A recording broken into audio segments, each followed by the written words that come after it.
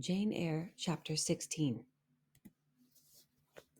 I both wished and feared to see Mr. Rochester on the day which followed this sleepless night. I wanted to hear his voice again, yet feared to meet his eye. During the early part of the morning, I momentarily expected his coming. He was not in the frequent habit of entering the schoolroom, but he did step in for a few minutes sometimes, and I had the impression that he was sure to visit it that day. But the morning passed just as usual. Nothing happened to interrupt the quiet course of Adele's studies. Only soon after breakfast, I heard some bustle in the neighborhood of Mr. Rochester's chamber, Mrs. Fairfax's voice and Leah's and the cook's, that is, John's wife, and even John's own gruff ones. There were exclamations of, "What a mercy master was not burnt in his bed! It is always dangerous to keep a candle lit at night." How providential that he had presence of mind to think of the water jug. I wonder he waked nobody. It is to be hoped he will not take cold with sleeping on the library sofa, etc. To much confabulation succeeded a sound of scrubbing and setting to rights, and when I passed the room, in going downstairs to dinner, I saw through the open door that all was again restored to complete order, only the bed was stripped of its hangings. Leah stood up in the window seat, rubbing the panes of glass dimmed with smoke. I was about to address her, for I wished to know what account had been given of the affair, but on advancing I saw a second person in the chamber, a woman sitting on a chair by the bedside and sewing rings to new curtains. That woman was no other than Grace Poole. There she sat, staid and taciturn looking as usual in her brown stuff gown, her check apron, white handkerchief, and cap. She was intent on her work, in which her whole thoughts seemed absorbed. On her hard forehead and in her commonplace features was nothing either of the paleness or desperation one would have expected to see marking the countenance of a woman who had attempted murder, and whose intended victim had followed her last night to her lair and, as I believed, charged her with the crime she wished to perpetrate. I was amazed, confounded. She looked up while I still gazed at her. No start, no increase or failure of color betrayed emotion, consciousness of guilt, or fear of detection. She said, "Good morning, miss," in her usual phlegmatic and brief manner, and taking up another ring and more tape, went on with her sewing. I will put her to some test, thought I. Such absolute impenetrability is past comprehension. "Good morning, Grace," I said. "Has anything happened here? I thought I heard the servants all talking together a while ago." "Only master had been reading in his bed last night. He fell asleep with his candle lit, and the curtains got on fire. But fortunately, he awoke before the bedclothes or the woodwork caught, and contrived to quench the flames with the water in the ewer." "A strange affair," I said, in a low voice. Then, looking at her fixedly, "Did Mr. Rochester wake nobody? Did no one hear him move?" She again raised her eyes to me, and this time there was something of consciousness in their expression. She seemed to examine me warily. Then she answered, "The servants sleep so far off, you know, miss, they would not be likely to hear. Mrs. Fairfax's room and yours are the nearest to master's, but Mrs. Fairfax said she heard nothing. When people get elderly, they often sleep heavy." She paused, and then added, with a sort of assumed indifference, but still in a marked and significant tone, "But you are young, miss, and I should say a light sleeper. Perhaps you may have heard a noise?" "I did," said I, dropping my voice so that Leah, who was still polishing the panes, could not hear me. "And at first I thought it was Pilot. But Pilot cannot laugh, and I am certain I heard a laugh, and a strange one." She took a new needleful of thread, waxed it carefully, threaded her needle with a steady hand, and then observed with perfect composure, "It is hardly likely master would laugh, I should think, miss, when he was in such danger. You must have been dreaming." "I was not dreaming," I said, with some warmth, for her brazen coolness provoked me. Again she looked at me, and with the same scrutinizing and conscious eye. "Have you told master that you heard a laugh?" she inquired. "I have not had the opportunity of speaking to him this morning." "You did not think of opening your door and looking out into the gallery?" she further asked. She appeared to be cross-questioning me, attempting to draw from me information unawares. The idea struck me that if she discovered I knew or suspected her guilt, she would be playing up some of her malignant pranks on me. I thought it advisable to be on my guard. On the contrary, said I bolted my door. Then you are not in the habit of bolting your door every night before you get into bed? Fiend!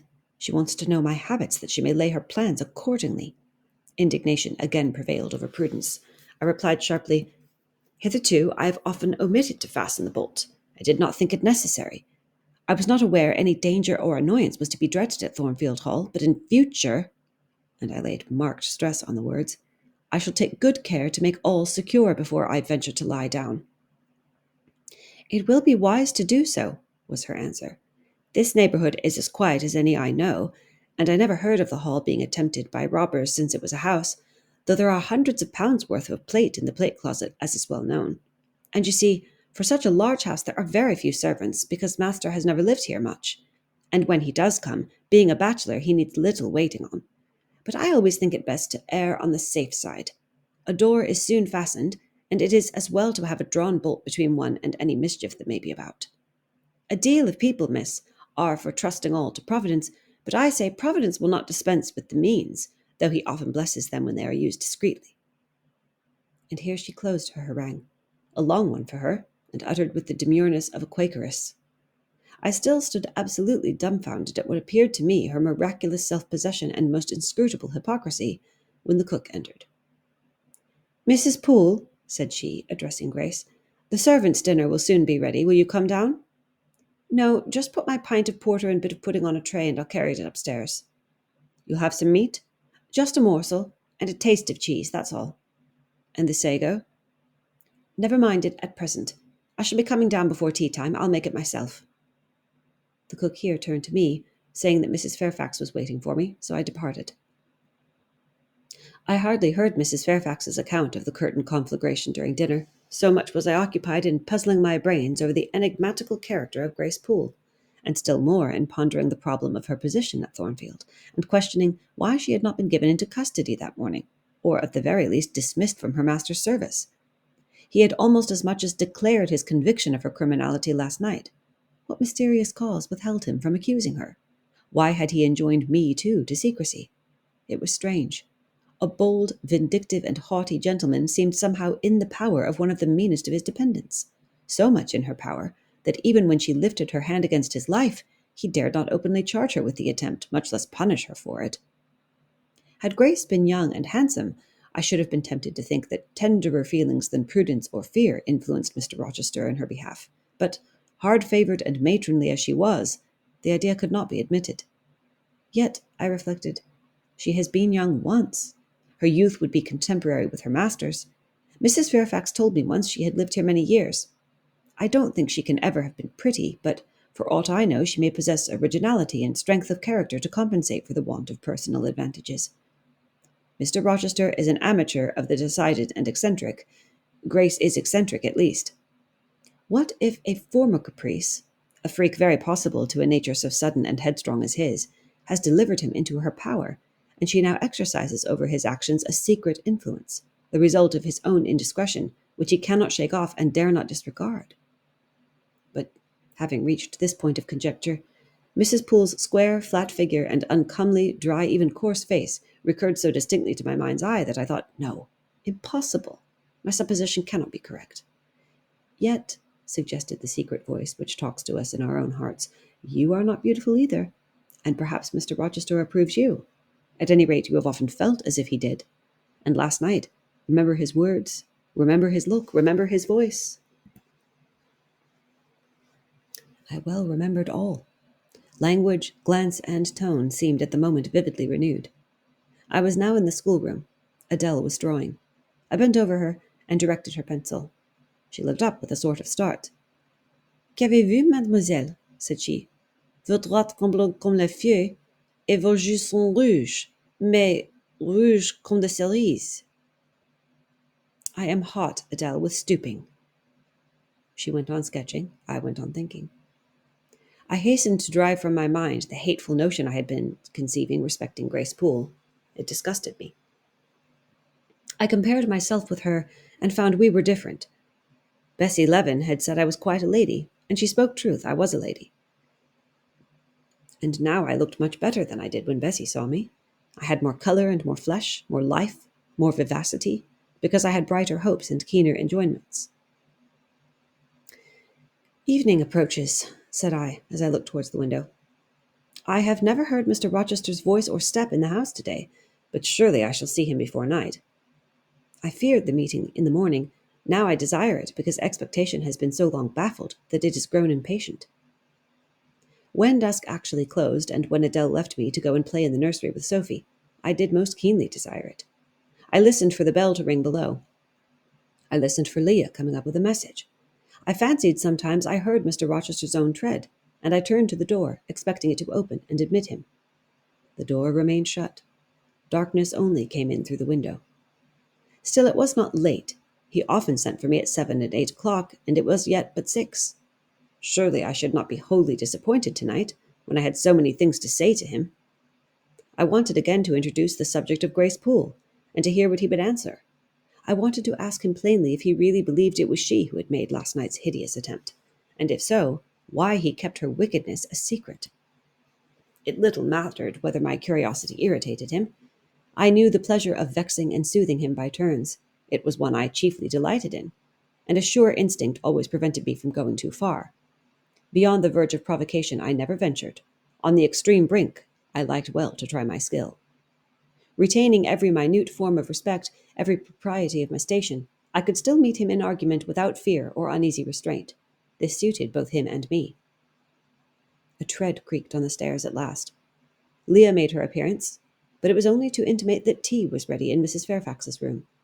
Thither I repaired, glad at least to go downstairs, for that brought me, I imagined, nearer to Mr. Rochester's presence. "You must want your tea," said the good lady, as I joined her. "You ate so little at dinner." "I am afraid," she continued, "you are not well today.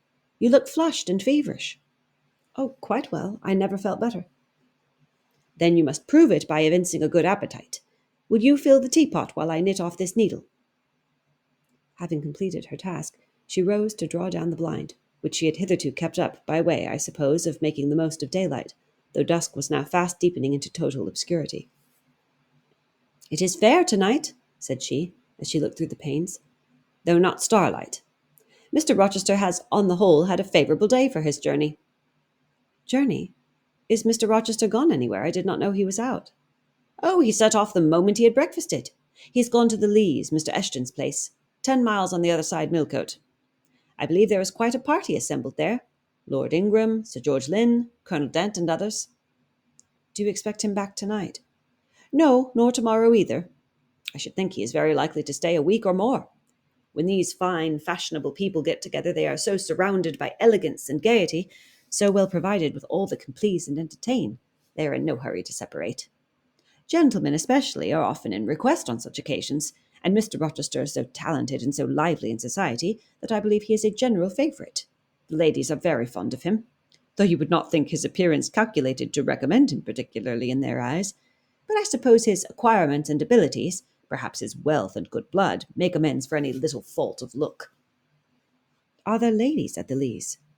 "There are Mrs. Eshton and her 3 daughters, very elegant young ladies indeed, and there are the Honourable Blanche and Mary Ingram. Most beautiful women, I suppose. Indeed, I have seen Blanche 6 or 7 years since, when she was a girl of 18. She came here to a Christmas ball and party Mr. Rochester gave. You should have seen the dining room that day. How richly it was decorated, how brilliantly lit up. I should think there were 50 ladies and gentlemen present, all of the first county families, and Miss Ingram was considered the belle of the evening." "You saw her, you say, Mrs. Fairfax. What was she like?" "Yes, I saw her. The dining-room doors were thrown open, and as it was Christmas time, the servants were allowed to assemble in the hall to hear some of the ladies sing and play. Mr. Rochester would have me to come in, and I sat down in a quiet corner and watched them. I never saw a more splendid scene. The ladies were magnificently dressed. Most of them, at least most of the younger ones, looked handsome, but Miss Ingram was certainly the queen." "And what was she like?" "Tall, fine bust, sloping shoulders, long, graceful neck, olive complexion, dark and clear, noble features, eyes rather like Mr. Rochester's, large and black and as brilliant as her jewels. And then she had such a fine head of hair, raven black and so becomingly arranged, a crown of thick plaits behind, and in front the longest, the glossiest curls I ever saw. She was dressed in pure white. An amber-coloured scarf was passed over her shoulder and across her breast, tied at the side, and descending in long fringed ends below her knee. She wore an amber-coloured flower, too, in her hair. It contrasted well with the jetty mass of her curls. She was greatly admired, of course. Yes, indeed, and not only for her beauty, but for her accomplishments. She was one of the ladies who sang. A gentleman accompanied her on the piano. She and Mr. Rochester sang a duet. Mr. Rochester, I was not aware he could sing. Oh, he has a fine bass voice and an excellent taste for music. And Miss Ingram, what sort of a voice had she? A very rich and powerful one. She sang delightfully. It was a treat to listen to her, and she played afterwards. I am no judge of music, but Mr. Rochester is, and I heard him say her execution was remarkably good. And this beautiful and accomplished lady, she is not yet married? It appears not. I fancy neither she nor her sister have very large fortunes. Old Lord Ingram's estates were chiefly entailed, and the eldest son came in for everything almost. But I wonder no wealthy nobleman or gentleman has taken a fancy to her. Mr. Rochester, for instance, he is rich, is he not? Oh, yes, but you see there is a considerable difference in age. Mr. Rochester is nearly 40. She is but 25. What of that? More unequal matches are made every day.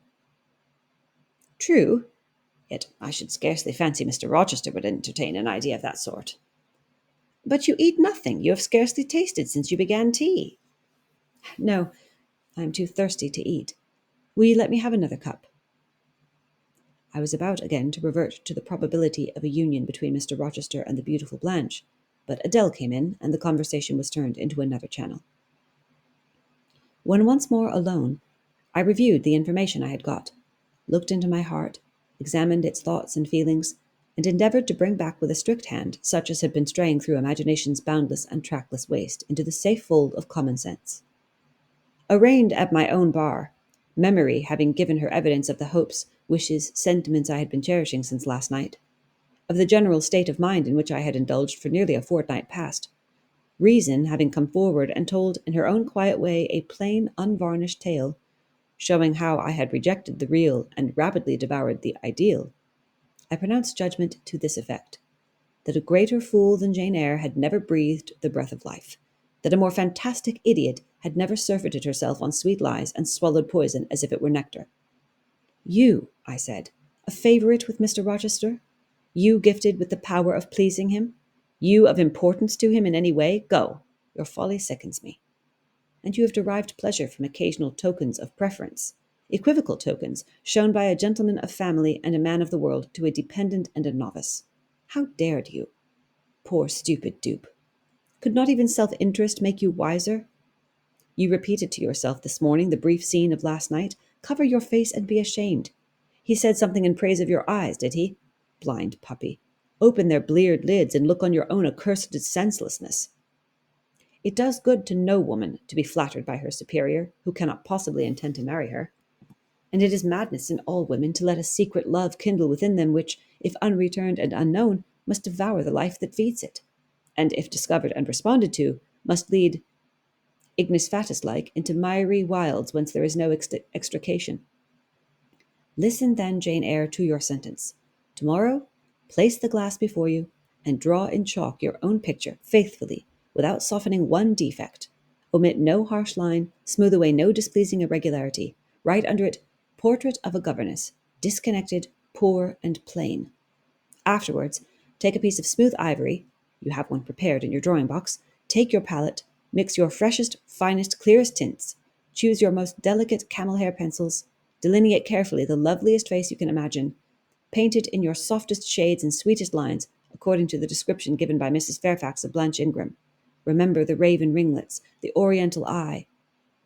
What? You revert to Mr. Rochester as a model. Order. No snivel, no sentiment, no regret. I will endure only sense and resolution. Recall the august yet harmonious lineaments, the Grecian neck and bust. Let the round and dazzling arm be visible, and the delicate hand. Omit neither diamond ring nor gold bracelet. Portray faithfully the attire, aerial lace and glistening satin, graceful scarf and golden rose. Call it Blanche, an accomplished lady of rank. Whenever in future you should chance to fancy Mr. Rochester thinks well of you, Take out these two pictures and compare them. Say, Mr. Rochester might probably win that noble lady's love, if he chose to strive for it. Is it likely he would waste a serious thought on this indigent and insignificant plebeian? I'll do it, I resolved, and having framed this determination, I grew calm and fell asleep. I kept my word. An hour or two sufficed to sketch my own portrait in crayons, and in less than a fortnight I had completed an ivory miniature of an imaginary Blanche Ingram. It looked a lovely face enough, and when compared with the real head in chalk, the contrast was as great as self-control could desire. I derived benefit from the task. It had kept my head and hands employed, and had given force and fixedness to the new impressions I wished to stamp indelibly on my heart. Ere long, I had reason to congratulate myself on the course of wholesome discipline to which I had thus forced my feelings to submit. Thanks to it, I was able to meet subsequent occurrences with a decent calm, which, had they found me unprepared, I should probably have been unequal to maintain even externally.